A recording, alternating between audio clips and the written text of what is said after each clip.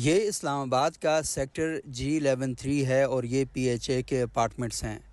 ان apartments کی gate number 8C کے باہر سیوریج کی لائن گزشتہ 1.5 ہفتے سے پھٹی ہوئی ہے، جس کی وجہ سے گندا آلودہ پانی باہر نکل رہا ہے۔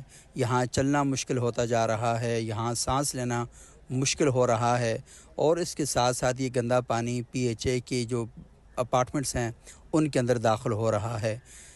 بلڈنگ کی انتظامیہ کے مطابق 6 سے 7 بار CDA کے اہلکاروں کو فون کر کے بتایا جا چکا ہے، لیکن وہ یہاں پر آ کر کام کرنے کے لیے تیار نہیں۔